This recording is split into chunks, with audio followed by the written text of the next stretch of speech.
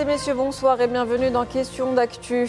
Après l'enlèvement du président du Venezuela au cours d'une opération militaire américaine, le président vénézuélien déchu a été incarcéré dans une prison de New York. Quelle histoire va s'écrire dorénavant au Venezuela? La question se pose plus que jamais aujourd'hui. L'administration Trump a annoncé son intention de diriger la transition au Venezuela. Côté vénézuélien, la Cour suprême a nommé la vice-présidente vénézuélienne présidente par intérim. Celle-ci s'est dite déterminée à ne pas se laisser dicter sa ligne de conduite par Donald Trump. Il reste à savoir quelle liberté de manœuvre les Américains lui laisseront. Donald Trump a affiché clairement sa volonté d'occuper le pays jusqu'à ce qu'une transition sûre soit établie. De Pékin à Paris, en passant par Moscou, les réactions internationales se multiplient. La Chine condamne cette opération militaire. La Russie exige la libération du président vénézuélien. Certains dénoncent cette opération militaire quand d'autres saluent la chute d'une dictature. Comment les États-Unis ont-ils pu réaliser une telle opération? Que va-t-il advenir du président déchu? Après sa capture, Nicolas Maduro, son régime peut-il survivre au Venezuela?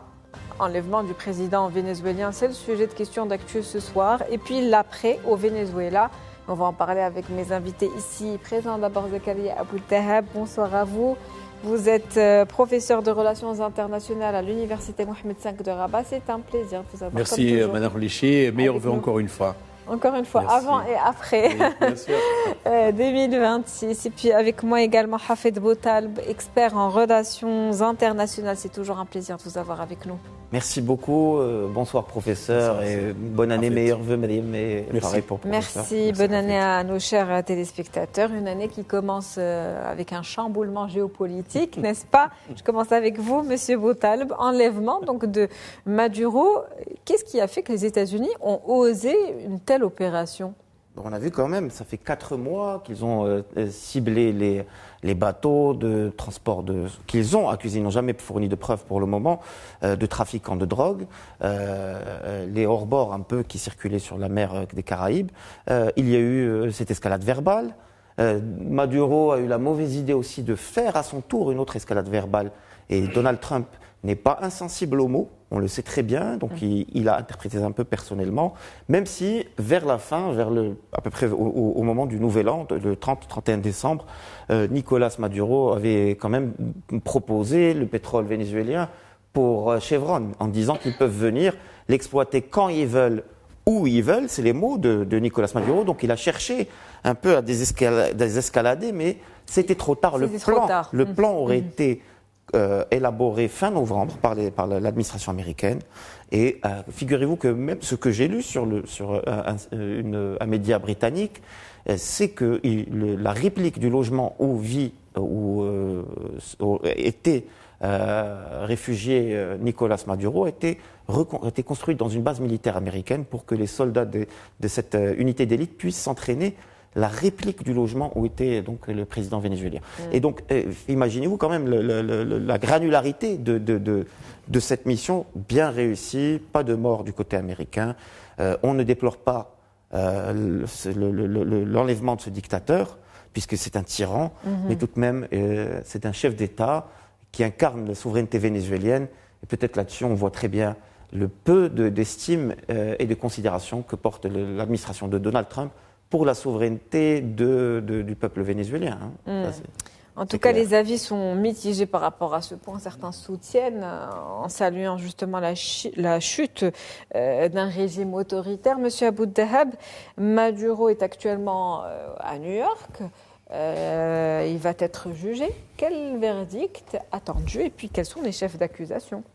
Trafic de drogue. Tout à fait. Les chefs d'inculpation, déjà, il faut rappeler un document qui a été édité par l'administration américaine. On parle en particulier de la Drug Enforcement Administration, on va dire le département chargé de la lutte contre le trafic illicite des stupéfiants. Ça, c'est le premier point.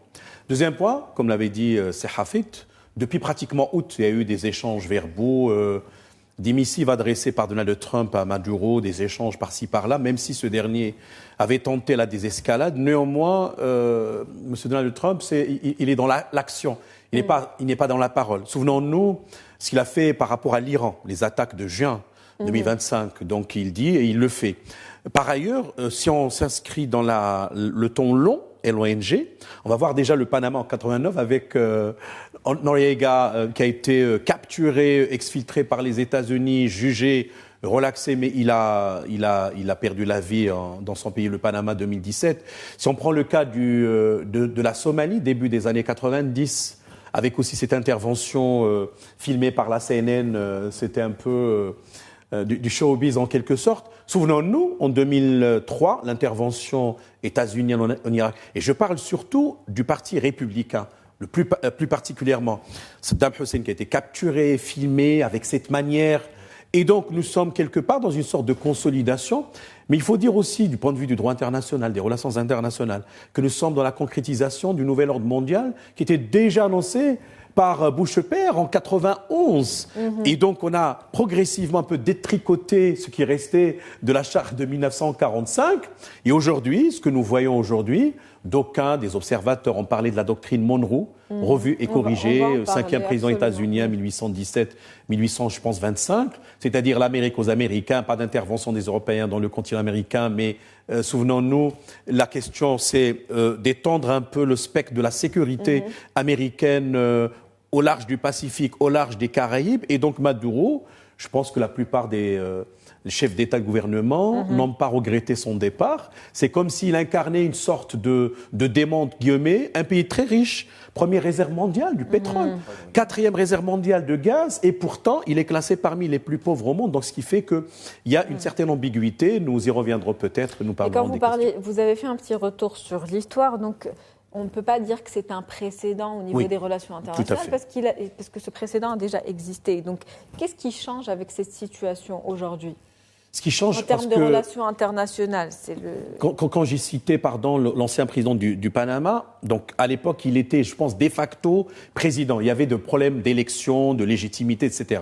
Mais normalement, quand on parle d'un pays, on parle de la souveraineté, la non-intervention dans les affaires intérieures. On revient donc à la souveraineté dont parlait Hassan Botal. Exactement. Quand bien même Maduro était vu comme quelqu'un qui ne coopérait pas pour lutter contre le trafic illicite. D'ailleurs, on parle quand même de la cocaïne, avec des usines de fabrication, irrigation du marché américain. Quand on revient en arrière, les années 80, 80 d'armes aussi. Absolument.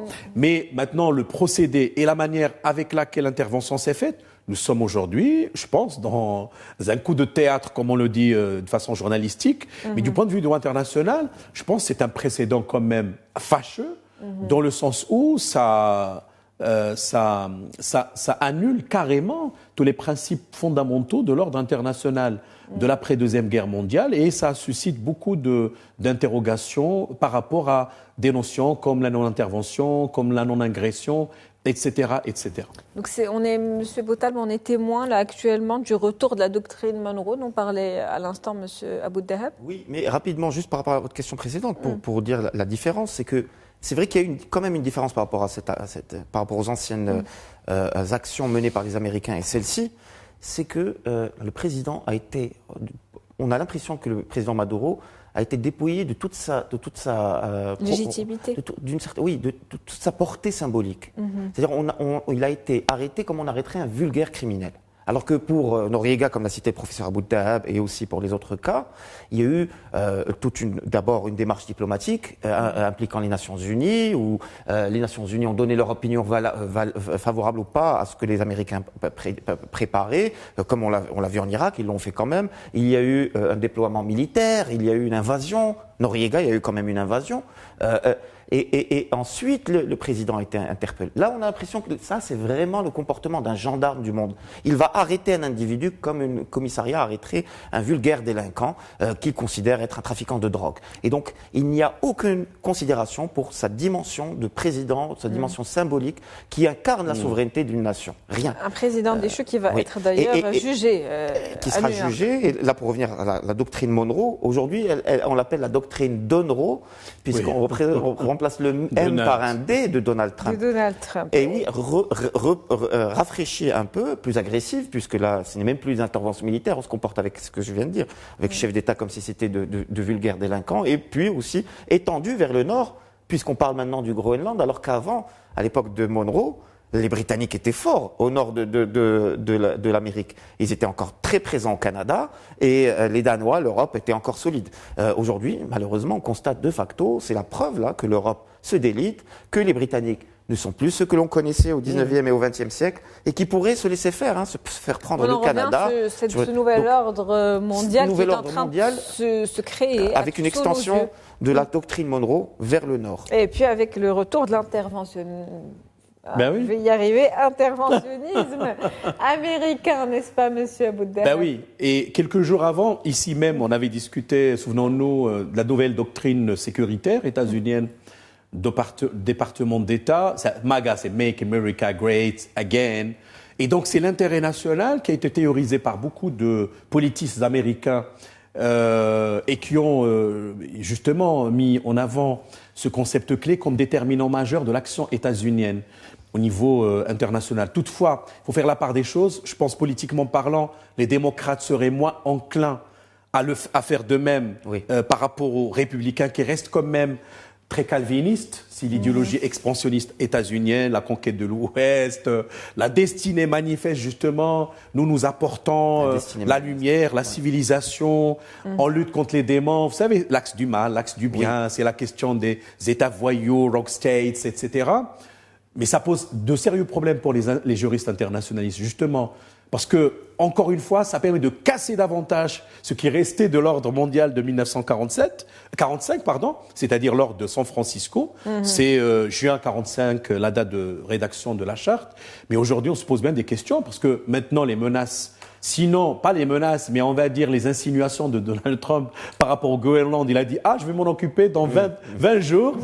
Et c'est une question vitale pour la sécurité. Je pense que les Danois vont, cette fois-ci, prendre très au sérieux ces menaces, entre guillemets. Et puis, et toutes les menaces à venir, d'ailleurs. Puisque finalement, il passe à l'action et il l'a prouvé.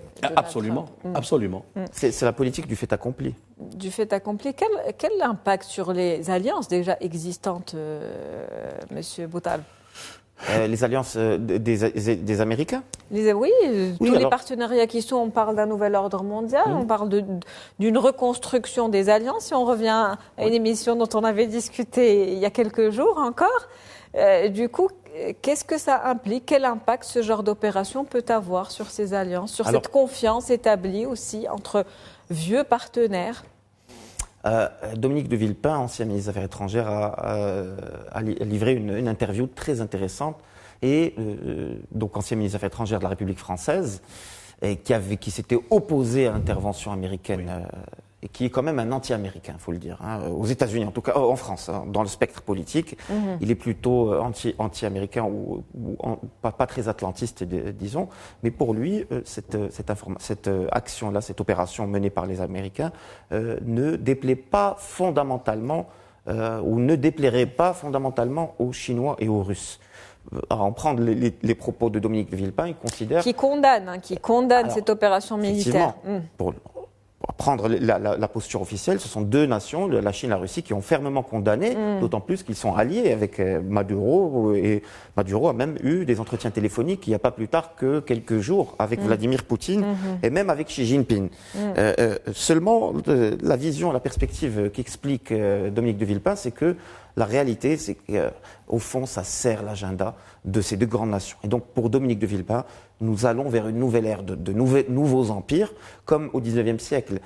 On avait l'Empire britannique, l'Empire français. Eh bien, aujourd'hui, il y aura de nouveaux empires, d'après cet ancien ministre des Affaires étrangères de la République française, notamment l'Empire chinois, l'Empire russe. Et là-dessus, le message envoyé par Trump, c'est si vous me permettez, et si on se met d'accord pour que je puisse avoir la main libre sur ce territoire gigantesque qu'est le continent américain et les océans, l'est de l'océan Pacifique, le nord de l'Atlantique et ainsi de suite, eh bien vous, dans votre précaré, en échange, vous pourrez vous comporter. Donc je pense que là-dessus, les dirigeants de Taïwan, ce soir, ou hier soir, depuis cette opération, doivent quand même se poser de sérieuses questions sur la pérennité de leur alliance avec Washington, parce que là-dessus, on voit difficilement les Américains prendre le Groenland, neutraliser leurs ennemis les uns après les autres, l'Iran, le Venezuela, etc., et puis aller condamner et jouer à la Vierge effarouchée devant une invasion chinoise de Taïwan.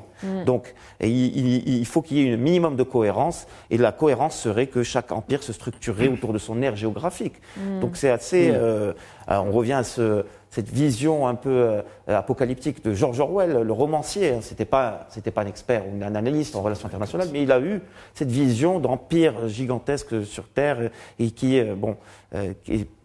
négocieraient entre eux pour préserver leurs espaces. Monsieur Aboudahab, qu'est-ce que vous en pensez de ces empires qui pourraient dorénavant, ça crée un précédent qui ferait que ces empires pourraient dorénavant négocier entre eux? Est-ce que ça rendrait pour, par exemple, la Russie et la Chine certaines revendications légitimes à l'avenir, tout à fait. Par rapport à leurs besoins aussi d'expansion ou leur envie, on va dire, d'expansion territoriale? C'est-à-dire que la réaction était mitigée, diplomatique juste, mais on n'est pas jusqu'à, par exemple, revivre le scénario de 2015 avec l'intervention États-Unis en Syrie et le lendemain russe pour protéger Bachar al-Assad. On était dans une configuration où il y avait des questions liées à Daesh, qui est apparu en 2014, d'où donc la création de cette coalition mondiale, etc. Maintenant, la Russie est plus occupée par l'Ukraine et je crois que elle voit d'un bel œil, entre guillemets, ce qui se passe, parce que finalement, ça lui permettrait de gagner des points en termes de bargaining, de négociation. Si demain, il est question de parler de concessions ukrainiennes, Poutine aura des arguments de plus pour dire, moi aussi, j'ai le droit d'avoir une partie du territoire ukrainien au nom de la réelle politique. Idem pour la Chine, par rapport à la question de Taïwan. Parce qu'on sait que la Chine a une démarche très discrète, c'est du dragon, c'est mollo-mollo, mais elle suit très très bien les choses. D'ailleurs, la Russie et la Chine sont parmi les premiers acheteurs du pétrole vénézuélien. Et leur réaction, de toutes les façons, était très timorée, très limitée. Mais je voulais quand même dire une chose par rapport à votre question, Mme Khemichet, pour les alliances. En fait, il y a une doctrine qui s'appelle le Trumpisme désormais. Et d'ailleurs, elle fait l'objet de plusieurs publications, notamment dans la revue américaine, qui sort en langue française depuis 2017 jusqu'à aujourd'hui. J'aimerais rappeler, par exemple, que M. Trump est contre le multilatéralisme. Il détricote, comme on dit, les accords multilatéraux avec un unilatéralisme impérial prononcé. Souvenons-nous par rapport à la COP 21, c'est-à-dire 2015, qui c'est l'accord de Paris. Il est sorti de l'accord de Paris, ce bête en est revenu, il est ressorti. L'accord du nucléaire avec l'Iran, retrait. On pourrait aussi évoquer le AUKUS. Vous savez, AUKUS, c'est le pacte conclu en septembre 2021 entre les États-Unis, l'Australie et le Royaume-Uni. D'accord ? Au détriment de la France. C'est pour déloger la France par rapport à une commande de sous-marins à tête nucléaire propulsion. Souvenons-nous également d'autres questions irrelatives, le retrait de l'UNESCO. Je pense que les États-Unis ne payent plus leur souscription ou leur cotisation par l'UNESCO, le retrait de l'OMS. Donc, cela dit, ça renseigne sur quelque chose de fondamental, de fond, qui exprime une transition du pouvoir mondial, si vous voulez. Et donc, aujourd'hui, peut-être, nous revivons le scénario de 91, au moment de la dislocation de l'Empire soviétique. Qu'on appelle ça, Hubert Védry, il avait parlé de l'hyper-hégémonie en quelque sorte. L'hyperpuissance peut-être. Ou l'hyperpuissance, voilà. En tout cas, j'imagine que l'axe anti-Washington est sous pression maintenant. Plus que jamais. On l'a vu, des alliés solides de Moscou, par exemple. Bachar al-Assad tombé, pas ou peu de réactions. Pareil pour l'Iran. Une offensive sur la capitale Bamako du Mali, pays allié de la Russie. Donc les Russes ne démontrent pas une forte capacité, même si sur le terrain en Ukraine, ils progressent et ils tiennent les choses. Mais avec leurs alliés aujourd'hui, du fait de cet accaparement de la guerre en Ukraine, ils se faiblissent. Ce n'est plus les mêmes alliés aussi forts. Et donc pareil, peut-être la Chine, les choses sont plus ou moins différentes. Les Chinois, comme l'a dit le professeur, c'est le temps long, c'est le sang-froid, celui du dragon, justement. Ils vont attendre de voir l'évolution des choses, mais pour le moment, quelles que soient les Chinois tirent leur épingle du jeu. Ça reste toujours la deuxième puissance économique mondiale, avec une économie assez dynamique. Le modèle chinois ne ralentit pas. Contrairement à ce qui a pu être interprété au moment du Covid, mais finalement, les choses continuent, même s'il y a des couacs, évidemment, comme partout. Mais là où vraiment le bas blesse, et je pense qu'on en parlera, d'abord, il y a l'Union européenne. Vous parliez des tricotés de multilatéralisme. Un des exemples clairs, c'est le fait de juger Maduro par la DEA, les instances judiciaires américaines, alors que d'habitude, là où, quand il y avait des cas d'appréhension, ils étaient jugés quand même par des tribunaux internationaux, et ainsi de suite. Et puis, il y a donc l'Union européenne, bien évidemment, et toute sa volonté à soutenir elle-même étant le fruit d'accords multilatéraux. Et surtout, je pense que le chat va atterrir sur ses pattes, on va parler de l'Algérie aussi. Oui, on va en parler tout à l'heure, mais avant le président Maduro a assisté quand même à la cérémonie d'inauguration d'investiture du président Tebboune. On y reviendra pour conclure. Mais avant ça, un petit état des lieux déjà sur la situation au Venezuela, M. Abou Dahab. Que va-t-il advenir aujourd'hui ? Il y a une vice-présidente par intérim. Quelle marge de manœuvre a-t-elle quand on sait que Donald Trump dit qu'il va contrôler, gérer la situation ?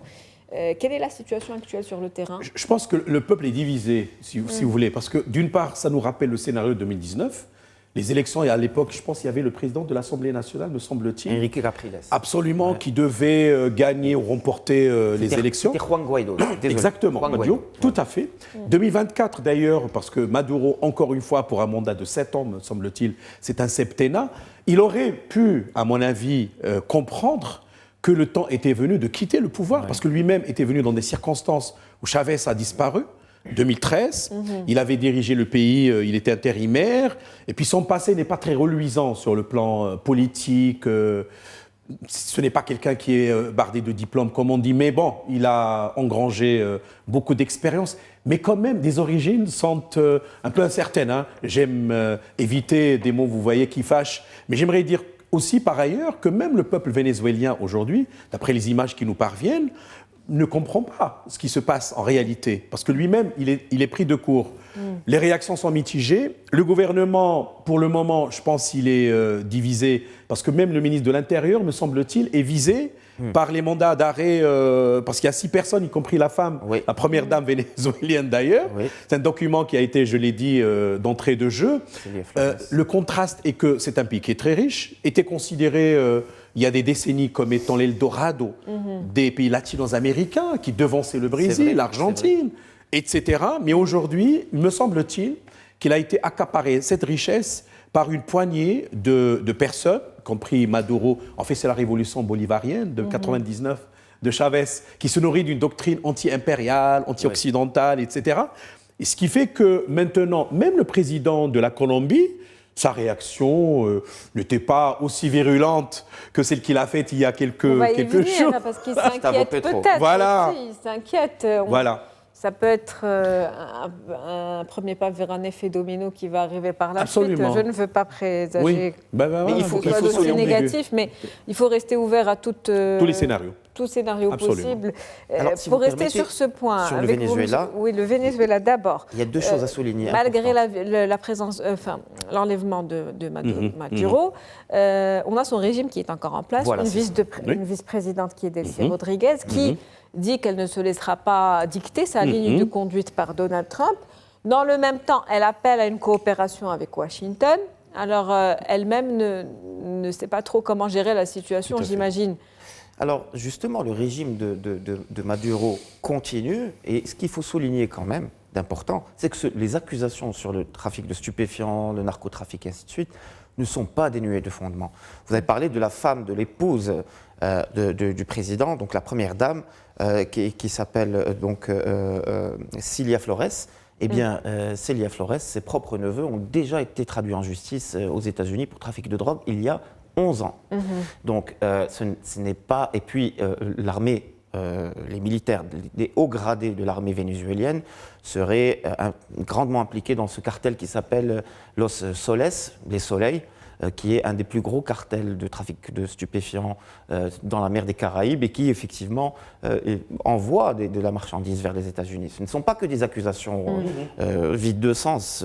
Ce régime est un régime pourri, celui de Maduro. Et donc, mais aujourd'hui, effectivement, comme vous le dites, ce régime continue déboussolé, un peu comme un cafard auquel on arrache la tête, et continue d'avancer, mais vers où c'est vrai que c'est surprenant. Est-ce que cet enlèvement suffira à détruire ce régime finalement qui est dénoncé un petit peu partout Alors la vraie question qui se pose, c'est l'opposition vénézuélienne, la manière dont elle s'organisera, et est-ce qu'elle reprendra les mêmes leaders que ceux d'avant. On a parlé de Juan Guaidó, il y a Machado, Madame Machado qui a gagné le prix Nobel, il y a Enrique Capriles aussi qui était... Donc, est-ce qu'ils vont s'y unir? Est-ce qu'ils vont être accusés de collusion avec une puissance étrangère qui est les États-Unis, donc trahison, haute trahison? Est-ce qu'il y aura une guerre civile? Est-ce qu'il y aura... Comment ça va se passer? Puisque les instruments de pouvoir aujourd'hui sont toujours aux mains du Parti bolivarien, et est-ce qu'il y aura une intervention militaire américaine dans les prochains jours? Comme on disait, tous les scénarios la vraie sont question. encore il y a des porte-avions pas loin, et peut-être qu'il pourrait y avoir une intervention au niveau de Caracas pour installer...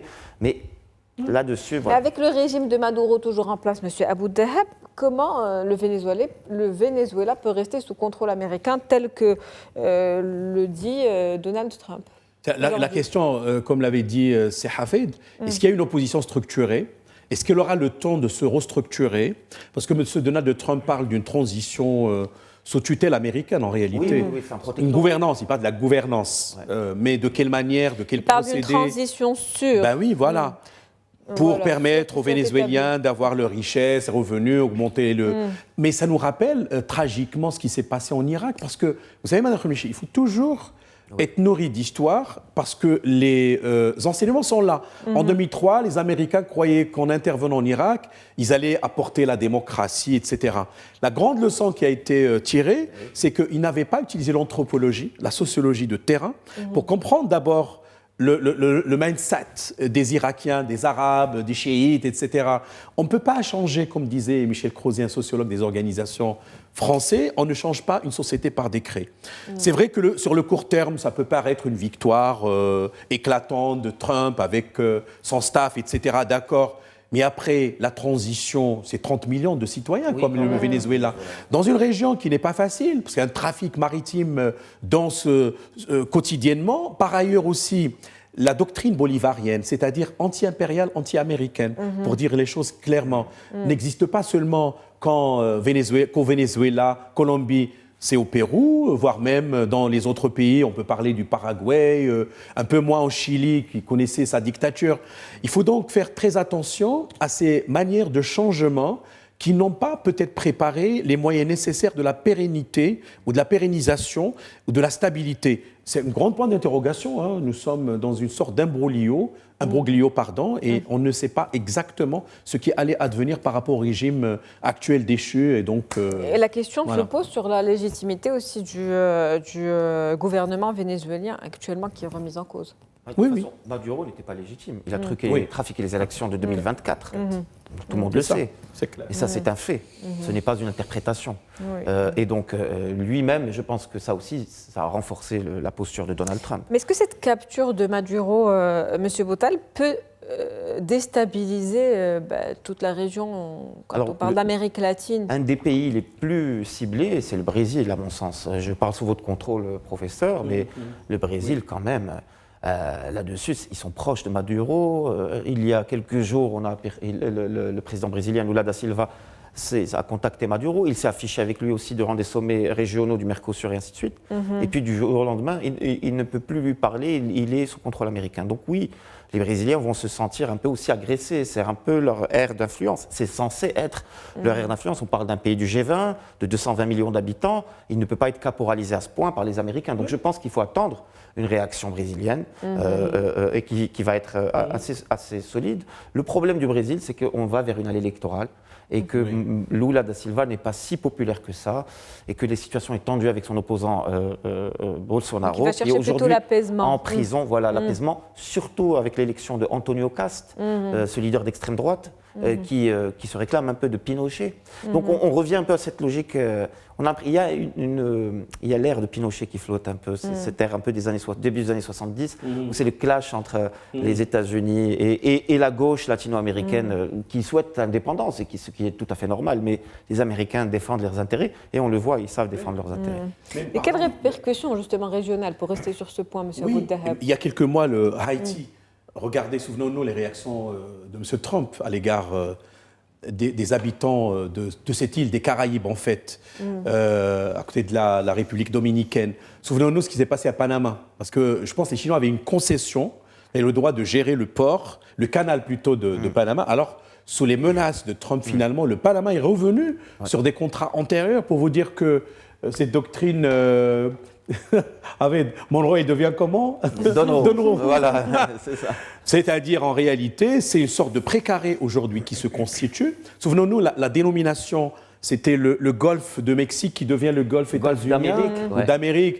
Il était en avion. Et donc, pour savourer un peu ses exploits, donc on voit très très bien qu'il est dans l'action, M. Donald Trump, et que sa vision est cristallisée autour de ces comportements, si vous voulez, si je puis voir les choses à partir du behaviorisme, qui est une école de relations internationales qui met l'accent sur le comportementalisme, enfin le comportement des acteurs des relations internationales.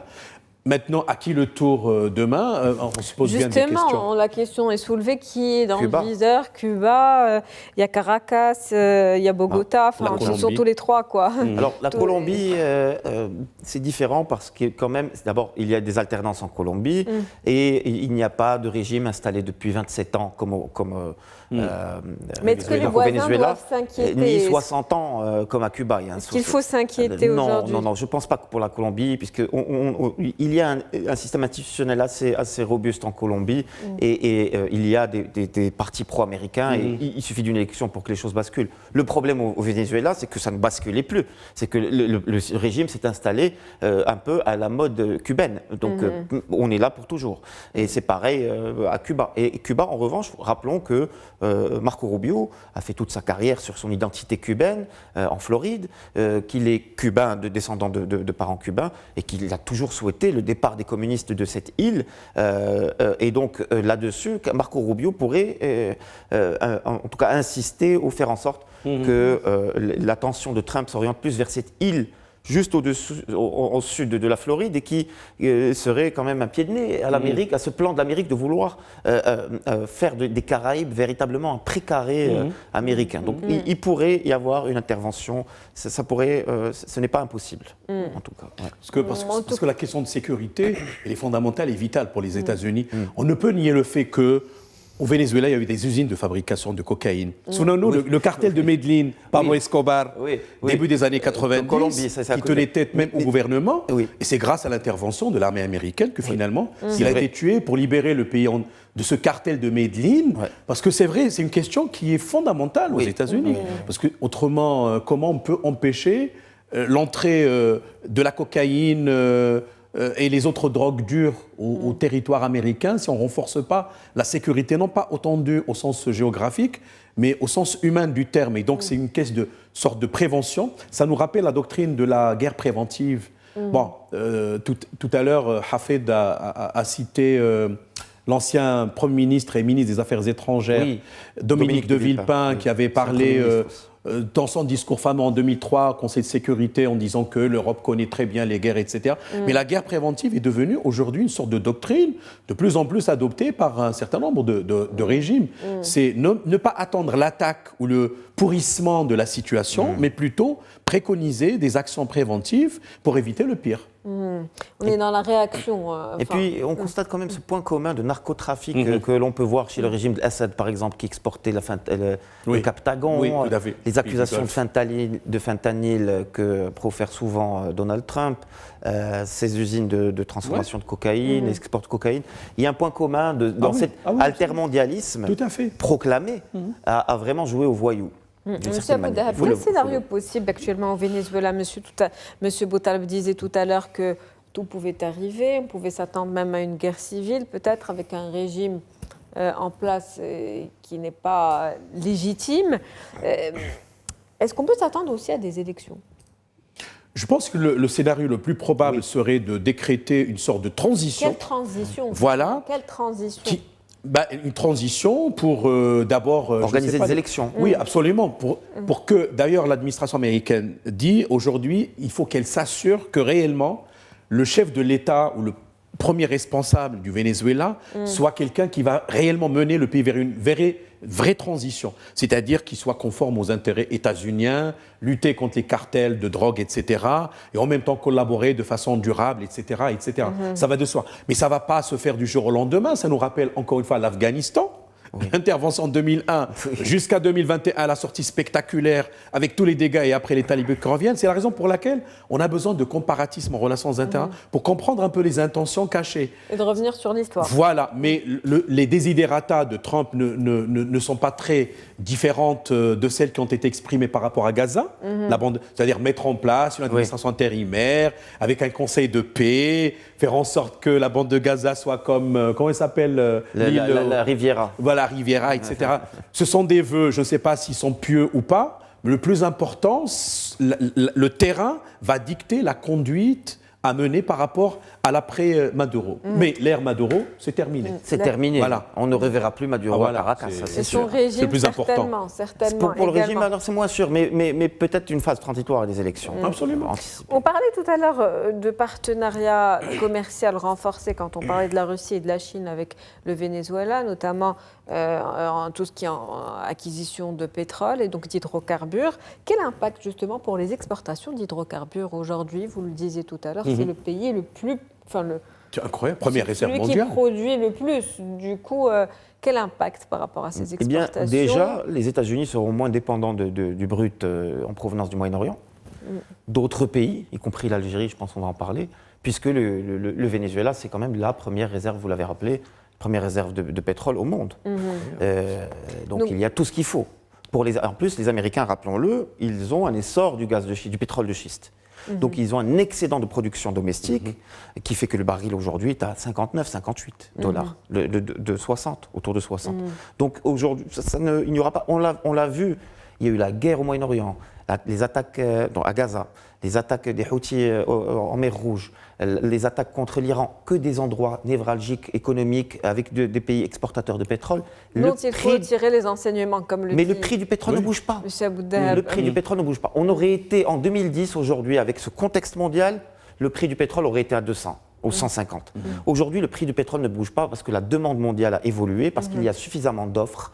Et je crois que cette opération-là va venir conforter cette baisse durable. Je pense qu'avec Donald Trump, le pétrole ne montera pas trop loin. Mais après, on ne peut pas s'hasarder avec les prix du pétrole. Mais je pense véritablement que pendant le mandat de Trump, et on l'a pu le vérifier durant cette première année, le pétrole restera à un prix bon marché. Ce qui est plutôt une bonne nouvelle pour nous, Marocains. Projeter dans cette nouvelle ère où tout va... Mais en tout cas, c'est une bonne nouvelle pour le Maroc. Une accélération. C'est une bonne nouvelle pour le Maroc. Monsieur Aboudahab, pour rester sur ce point, est-ce qu'on va vers un nouvel ordre énergétique également? Ah oui. Tout à l'heure d'un nouvel ordre mondial en termes de géopolitique. Là, l'énergie aussi rentre en jeu. Si on voit l'Europe, par exemple, certainement on va se poser des questions par rapport à l'accélération de la transition, décarbonation, etc. Ça va de soi. Je pense l'horizon 2035 qui a été repoussé plus ou moins, mais nous sommes dans une transition énergétique globale avec le mix énergétique, avec les énergies renouvelables. Nous aussi, Marocains, nous devons aussi se poser bien des questions par rapport aux aléas géopolitiques et leur impact sur les coûts du baril du pétrole, parce que nous payons très cher la facture et ça grève les finances publiques quand même du Trésor, de l'État.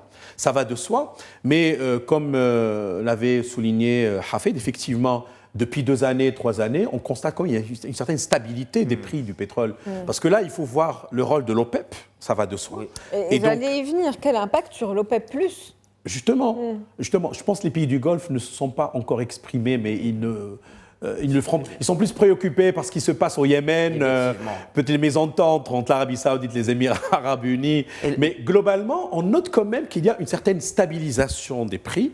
Je pense par la volonté de ces pays de contribuer à respecter leur quantité en termes de production, mais également, je pense même à un moment donné, les États-Unis avaient déclaré qu'ils allaient fait recours à leurs réserves stratégiques en la matière. Maintenant, avec le pognon, entre guillemets, empoché à la suite de la mainmise sur le pétrole vénézuélien, eh bien, les cours du pétrole, du brut, vont se stabiliser autour des $40.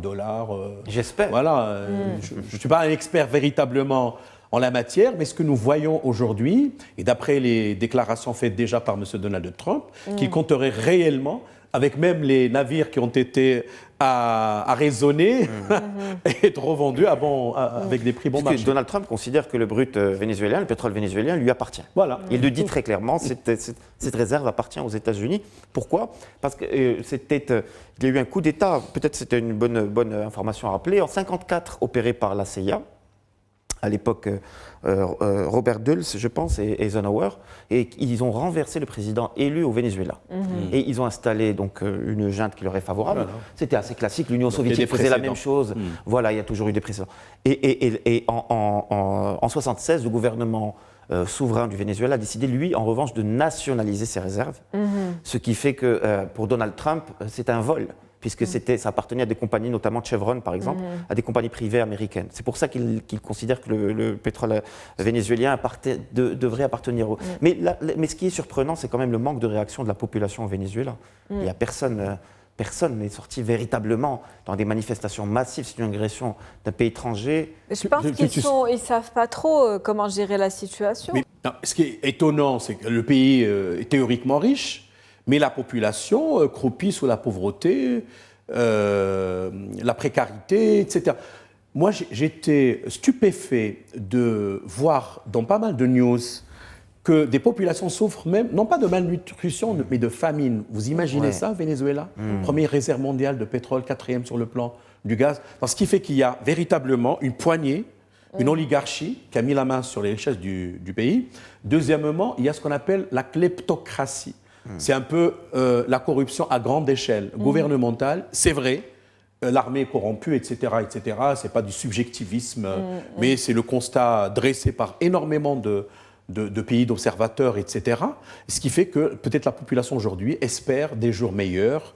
Au lendemain de l'éviction, l'exfiltration de Maduro, peut-être ils attendent à ce que réellement il y aurait une implication réelle des États-Unis pour changer un peu les choses. Voilà. Pour donc un peu d'espoir peut-être du peuple vénézuélien. On a donc une réunion qui s'est tenue aujourd'hui, le Conseil de sécurité qui s'est réuni. Monsieur Boutaleb, le secrétaire général de l'ONU, a appelé les acteurs vénézuéliens à un dialogue inclusif et démocratique. Du coup, qu'est-ce qu'on peut dire sur la capacité, on va dire, du Conseil de sécurité à faire évoluer les choses? Il y a toujours le droit de veto. Les États-Unis mettront... Il n'y a aucune résolution qui sera contraignante. Et on sait très bien ce que pense Donald Trump du secrétaire général des Nations Unies, qu'il connaît depuis son premier mandat. Donc là-dessus, l'idée d'inviter à un dialogue, c'est le chemin à démocratique, suivre. Inclusif. Voilà, un dialogue pour ouvrir la voie à une transition, pour que les élections puissent être rejouées sans le parasitage de Nicolás Maduro. Et qu'il puisse enfin y avoir une transition, la fin de cette parenthèse bolivarienne qui n'a rien donné. Vous l'avez souligné, professeur, c'est la misère dans un pays qui était autrefois la vitrine de l'Amérique latine. Donc c'est cela l'option. Maintenant, est-ce que cela arrange les intérêts américains ? Est-ce que les intérêts américains, ce n'est pas plutôt de commander directement ? Or, pour cela, Bernie Sanders, ce sénateur, le rappelle très clairement. S'il doit y avoir un protectorat américain sur le Venezuela, cela doit passer par le Sénat. Un scénario possible, monsieur Boutaleb ? Mais il faut le Sénat, il faut l'aval du Sénat et du Congrès. Il faut l'aval du Congrès américain pour ça. S'il n'y a pas l'aval du Congrès américain, et nous sommes à la veille d'élections, il ne peut pas y avoir de protectorat. Pour enjoliver un peu les choses, on dirait une gestion sous tutelle américaine. On est un peu gentil puisque... Vous savez, le Conseil de tutelle, c'est le 6e organe principal de l'ONU. Assemblée générale, Conseil de sécurité, ECOSOC, etc. Premier point. Le deuxième point, je pense même pour l'actuel secrétaire général, Guterres, il lui reste quelques mois, donc il ne va pas trop fâcher l'administration américaine. Il a beaucoup dit auparavant, que ce soit par rapport le conflit armé Russie-Ukraine, que ce soit ce qui s'est passé au lendemain du 7 octobre 2023. Par ailleurs aussi, même l'ONU, il faut le dire, prise en otage quelque part par les 5 grandes puissances qui ont le droit du veto.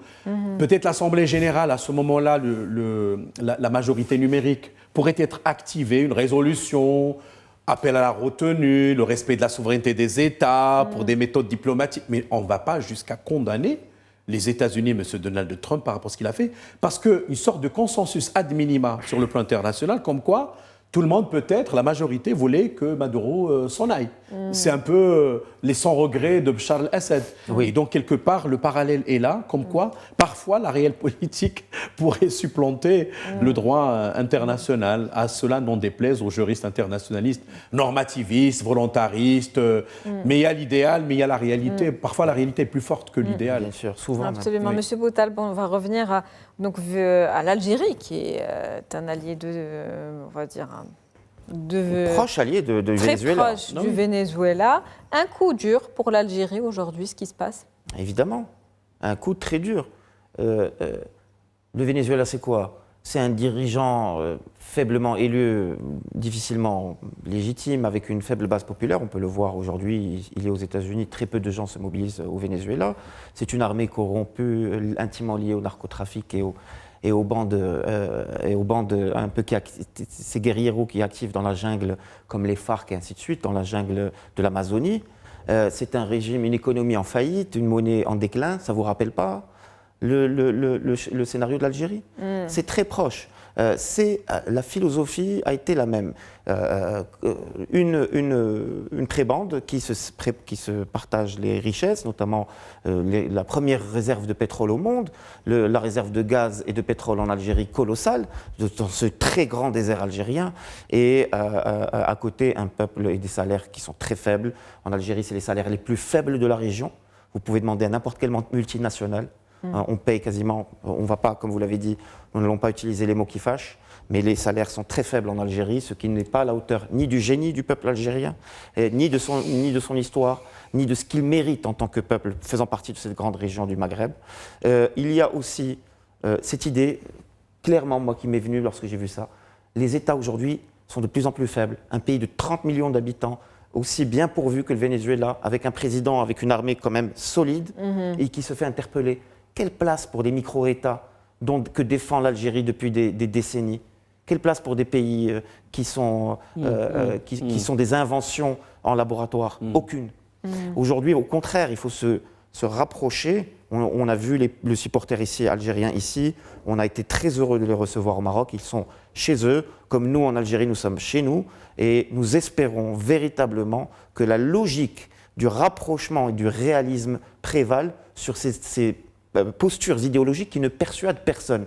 Si l'Algérie, avec les dirigeants algériens, un quelconque courage qu'ils se soulèvent aujourd'hui pour leurs amis qui étaient là en septembre chez eux, ils ne peuvent pas, parce qu'ils sont comme tous les autres dirigeants du monde, ils suivent la réelle politique et les intérêts de leur pays. Et leurs intérêts de leur pays, j'espère qu'ils prendront conscience de ça, leur dictent quand même de se rapprocher avec leurs voisins. Ce n'est pas la division perpétuelle qui servira les intérêts du peuple algérien. Un dernier mot, M. Aboudahab, pour conclure. C'est-à-dire que la grille de lecture a changé du monde au lendemain de 91 et bien avant, c'était la perestroïka, la glasnost. Souvenons-nous de toute la transition soviétique qui a mené vers la dislocation du pays en 91 et au-delà. Certains avaient inventé le terme géoéconomie, c'est-à-dire que ce n'est plus l'ère idéologique qui servait de grille d'analyse du monde, la bipolarité, etc. Mais c'est plutôt les intérêts, le pragmatisme, le réalisme, mais également les enjeux géoéconomiques globaux, mais également ce que vous faites pour votre pays en termes de développement inclusif, durable. Et les États seront jugés, appréciés, plus sur la réalité, sur les résultats sur le terrain. L'Algérie peut-être avait tissé des alliances plus ou moins davantage idéologiques, mais fondées sur des intérêts étriqués. Ma grande question, le peuple algérien dans tout cela, qu'est-ce qu'il a engrangé en termes de revenus supplémentaires, de bien-être, etc. Et on voit donc se casser progressivement ce genre d'alliances qui étaient conjoncturelles, je dirais, pas solides, pas fondées sur une démarche humaniste profonde. Et je crois que le régime algérien, aujourd'hui, commence à se poser bien des questions sur la nécessité de changer de mindset et de s'inscrire plutôt dans une démarche d'intégration, de collaboration. Parce qu'au final, si on conjugue nos intérêts, nos moyens, nous, Marocains, Algériens, Tunisiens, Mauritaniens, Libyens, voire même égyptiens, etc., l'Afrique du Nord, on aura un bargaining plus fort pour négocier avec les puissants de son, au lieu d'encourager la fragmentation, le séparatisme. Merci à vous, Zakaria Bouddahab. Je rappelle également que vous êtes professeur de relations internationales à l'Université Mohammed V de Rabat. C'est un plaisir. C'est réciproque. Et puis merci à vous également, Hafed Botal. Vous êtes expert en relations internationales. C'est un plaisir, comme toujours. Merci beaucoup. Merci, Myriam. C'est la fin de Questions d'Actu pour ce soir. Je vous souhaite une très bonne soirée.